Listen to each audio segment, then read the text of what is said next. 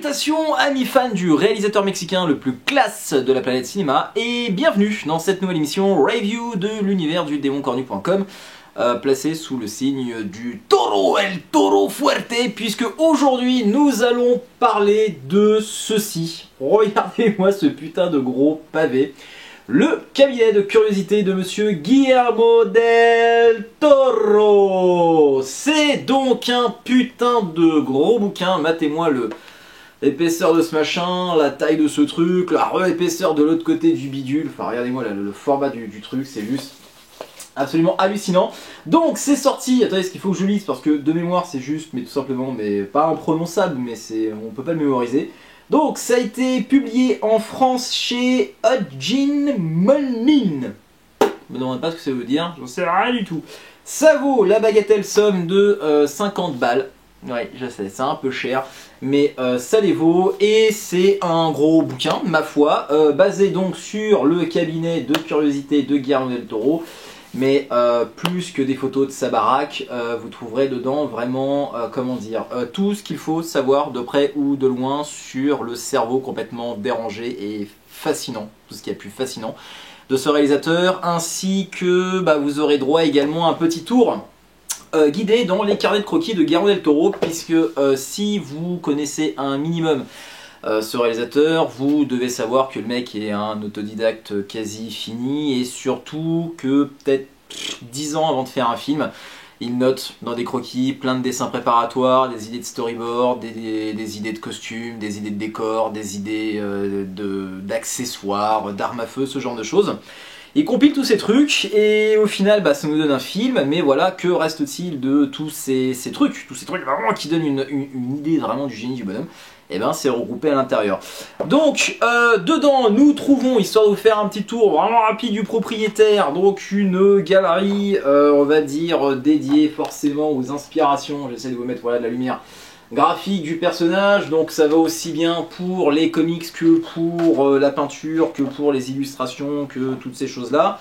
Il y a également beaucoup d'interviews du monsieur sur l'équivalent de 250 pages, le monsieur ne fait que parler, vous n'avez donc pas que des dessins, des croquis et autres sketchs à l'intérieur. Il y a beaucoup de textes à l'intérieur, mais il y a surtout, et ça c'est vraiment la pièce de résistance de ce bouquin, et bien tous les films du réalisateur décomposés sous la forme dont je vous ai parlé il y a 2 minutes, donc c'est-à-dire ses carnets de croquis, ses dessins, les idées graphiques qu'il n'a pu développer pour ses différents métrages. Donc je pense notamment à Blade 2, les costumes, voilà.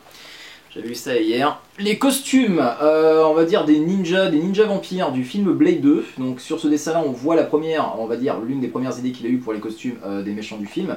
Au final, question de budget, il n'a pu développer le truc à fond et ça s'est retrouvé. Alors je remonte la même page, mais j'espère que vous verrez la petite image sur le costume du Prince Noada du film Hellboy 2. Donc plein de petites choses comme ça, d'anecdotes, de petits détails qui vous montrent vraiment le côté évolutif et organique de l'esprit et surtout de l'imaginaire de Guillermo del Toro. Donc à l'intérieur vous avez forcément, et donc là ça va faire écho à la thématique du blog, Hellboy et Hellboy 2 qui sont ici décomposés avec tout ce qu'il y a de super cool à voir sur ces deux films. Bon, ça fait un petit peu redondant avec les bonus DVD des films, mais ça fait super plaisir d'avoir des petits secrets, donc non pas de tournage mais de pré-production de Hellboy, ses problèmes avec les studios notamment, je pense. Je reviendrai là-dessus un petit peu plus tard. Il y a même, regardez-moi ça, du Mike Mignola, les premiers croquis de Samael par Mike Mignola. Il y a également dans Blade 2 des petites études, on va dire,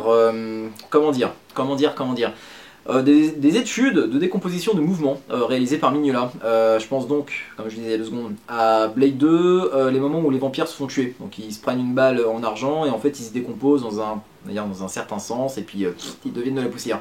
Et ça c'est Mignola qui a imaginé le truc et on voit donc pas les storyboards mais la succession de petits dessins qu'il a réalisé afin de donner donc une idée à Del Toro de ce qu'il a imaginé pour la décomposition des vampires. Donc encore une fois Hellboy. Donc je vais pas vous faire tout le bouquin, mais vraiment ce livre est absolument gargantuesque. Il y a du texte vraiment absolument partout, des croquis, des pages de storyboard, des dessins préparatoires, des photos de tournage. des interviews du gars. Il y a également donc une visite guidée dans sa maison, la Bleak House, très connue, enfin l'équivalent du Skywalker Ranch pour les geeks, les vrais geeks fantastiques, horreur, science-fiction. Tout ça, les vrais geeks, les vrais de chez vrai. Donc le labyrinthe de Pan, je vous montre également un petit peu. Regardez comme c'est joli. Donc 50 € comme je vous l'ai dit, c'est un petit peu cher, mais ça les vaut. Donc à réserver bien sûr aux fans du réalisateur. Les autres, les détracteurs, bon bah c'est clair et net qui s'intéresseront pas au truc. Mais les autres, bon voilà, ceux qui s'intéressent vaguement à ce que fait Del Toro, bon, là leur conseiller ce bouquin, non, parce que c'est vraiment un produit qui a été calibré pour les néophytes. Bon, pas pour les néophytes, pardon, je tombe de mots. Mais pour les aficionados purs et durs du réalisateur Mexicanos. Et à la fin, je vais terminer là-dessus, il y a, et c'est absolument magnifique, donc il y a également une partie sur Pacific Rim, est-ce que je peux vous montrer quelque chose de sympathique lié à Pacific Rim. Voilà, le voici, le chef-d'œuvre, futur chef-d'œuvre, ok, Pacific Rim. Putain de claque ce film.